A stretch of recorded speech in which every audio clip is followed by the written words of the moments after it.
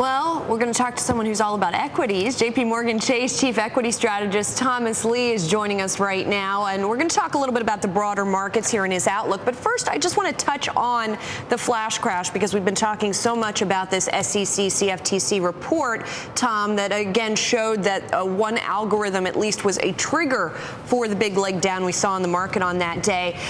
Do you think this report goes any way towards solving some of the what some have called structural problems in the market?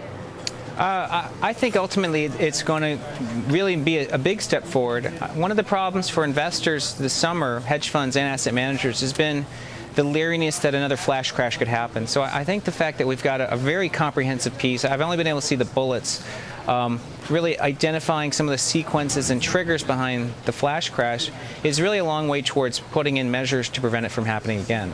So I think it's going to be very helpful in the long term. Well, that leeriness that you talked about certainly seemed to go away in the month of September. We saw a very strong September. When we talked to you at the beginning of the month, you actually predicted that was going to happen. So what now? There is some historical precedent for a strong September presaging a strong fourth quarter. Correct. Yeah, I think the framework we're thinking about is in the next few months we've got favorable midterm seasonals. Markets always do well during midterm years. We've just finished the fifth best September in the history of the Dow. The top 10 September finishes in the Dow had 10.4% gains in the fourth quarter for the S&P. So I mean, it's obviously very, very favorable.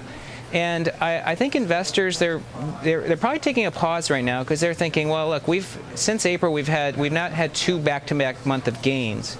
So I think people want to see how October shapes up. But given that we've got earnings coming up, and I think it's going to be decent, and I think consumer spending's been strengthening, and I think the global economy's been showing some resilience, October could be a very good month for stocks, and that would be a surprise. Tom, I got to point out your year-end target for the S&P 500, 1,300, is the highest among the strategists, the Wall Street strategists we survey, and 1,300 would imply from yesterday's close about a 13-14% rally, so more than the average of about 10% that you were talking about.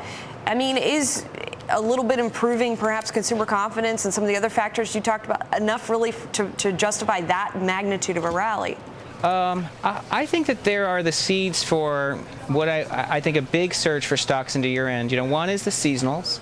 The second is quantitative easing. I think that there's going to be a real benefit to risky asset prices, and I think the announcement effect has been very effective. And I think something that we're not all appreciating is really the deficit that active managers are facing right now. 27% of funds are missing their benchmark by 500 basis points. It's the largest bogey miss since 1998. And in 1998, the market rallied 22% in the fourth quarter. So I think that the right seeds are in place for a very, very big move. And incidentally, hedge fund beta is currently a negative beta, actually. So hedge funds from September of last year through April of this year we're running a positive 0.4% beta.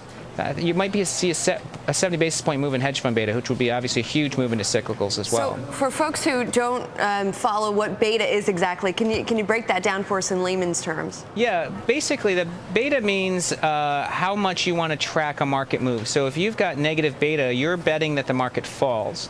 So hedge funds are going to do better if the market falls currently, but seasonals really favor the market moving up.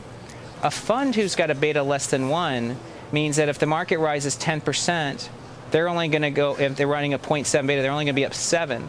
The problem is 27% of asset managers need to make up 500 basis points of performance. And the only way they can do it is to increase beta, or basically for every 10% move in the market, they have to be up 15%. And the only way they do it is to buy high beta stocks. So in other words, what you're saying is as the market continues to go up, these guys are going to be running to catch up with that move. Correct. And in my anecdotal observation, clients are really parked in defensive high quality, which tend to have low volatility.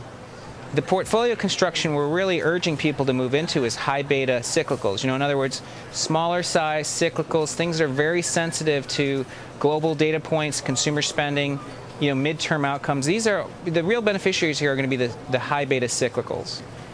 Okay. Thomas Lee of JPMorgan, thanks a lot. Indeed, in his latest note, Tom has a lot of cyclicals that he talks about. Harley-Davidson among them, Abercrombie, Manpower, Ashland. There's a number of names that he lists in his latest note.